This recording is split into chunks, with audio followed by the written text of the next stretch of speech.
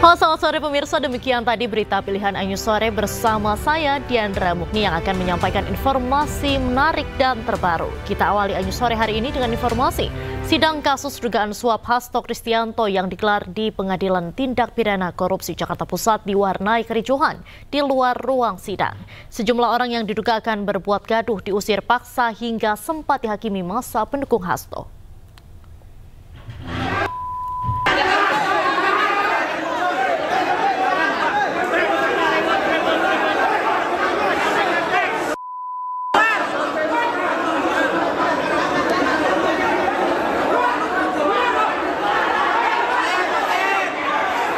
Dua pemuda tidak dikenal ini diusir paksa keluar oleh massa pendukung Hasto dari lobi utama Pengadilan Negeri Jakarta Pusat.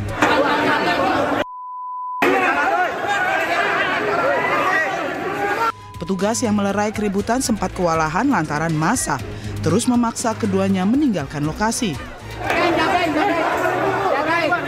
Jagain.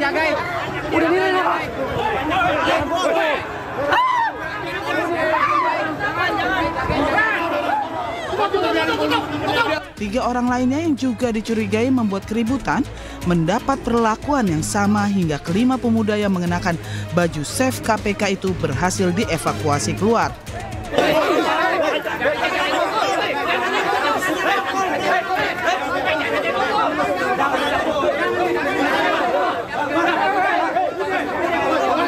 Tim kuasa hukum Hasto menduga jika orang-orang tidak dikenal tersebut merupakan massa bayaran yang sengaja didatangkan untuk membuat kegaduhan saat jalannya persidangan. Teman-teman wartawan juga hari ini, pagi ini sempat kesulitan kan untuk akses ke dalam ruang persidangan. Sebenarnya kami juga menyampaikan, kami mencegah untuk orang-orang yang akan melakukan provokasi.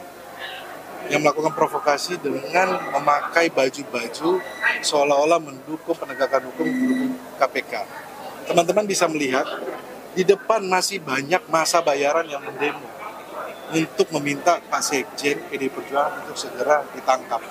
Ini artinya apa? Kasus ini adalah kasus politik dengan dalil penegakan hukum korupsi.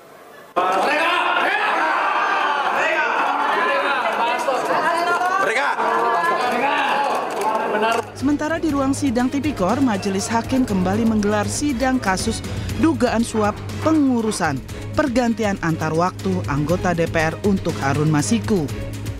Hasto Kristianto juga hadir dalam sidang dengan agenda mendengarkan keterangan saksi. Dari Jakarta, Rani Sanjaya, iNews melaporkan.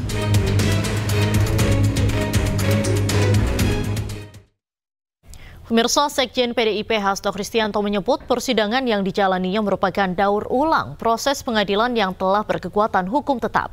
Menurut Hasto, tak ada fakta baru yang dihadirkan oleh KPK.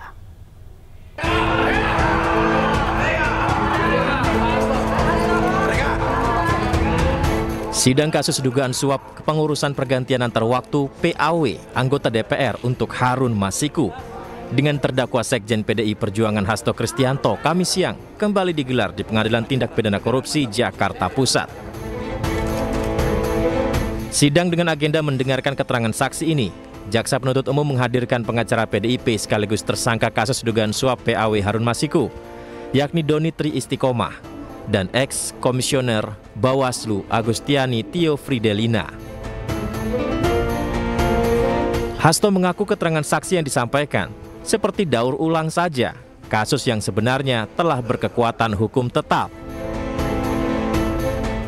Bagaimana ini betul-betul suatu daur ulang terhadap suatu proses pengadilan yang telah memiliki kekuatan hukum tetap dan kemudian diproses kembali segala sesuatunya dari awal.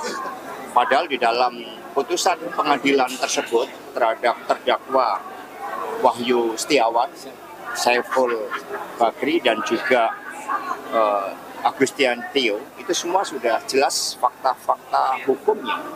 Dan tapi demi menghormati seluruh proses, kita melihat bahwa banyak hal yang kemudian harus diputar kembali. Dan apa yang dijanjikan oleh KPK adanya fakta-fakta baru sampai hari ini tidak pernah terungkap. yang membuat proses ini harus diulangi kembali. Sementara seorang saksi lain, Saiful Bahri, yang merupakan mantan terpidana kasus suap Harun Masiku, tidak hadir di agenda sidang kali ini. Dari Jakarta, Rani Sanjaya, iNews melaporkan. Kita ke informasi lain, pemirsa. Aktor Fachri Albar ditangkap polisi terkait kasus penyalahgunaan narkotika. Polisi menetapkan Fachri Albar sebagai tersangka.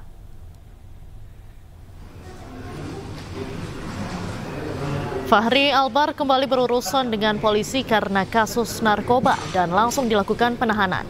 Pihak kepolisian memastikan hasil tes urin Fachri Albar positif narkoba. Polisi juga mengungkap temuan barang bukti saat penangkapan aktor Fachri Albar di rumahnya di kawasan Lebak Bulus, Jakarta Selatan. Dalam penangkapan, polisi menemukan 3 jenis narkotika, yakni sabu, ganja, dan psikotropika. Hingga kini polisi masih melengkapi berkas untuk dilimpahkan ke kejaksaan. 27 butir pengungkapan penyalahgunaan narkotika jenis sabu, ganja, dan kokain, serta psikotropika yang dilakukan oleh tersangka saudara FA. Waktu dan tempat kejadian penangkapan pada hari Minggu 20 April 2025 pukul 21.00 waktu Indonesia bagian Barat di daerah Lebak Bulus, Jakarta Selatan.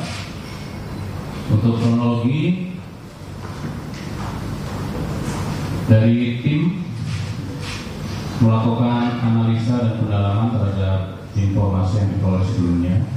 Kemudian setelah memastikan bahwa ada yang menggunakan narkotika dan psikotropika, kemudian tim berjalan menuju ke TKP dan melakukan penangkapan terhadap saudara FA. Pada saat penggeledahan ditemukan barang bukti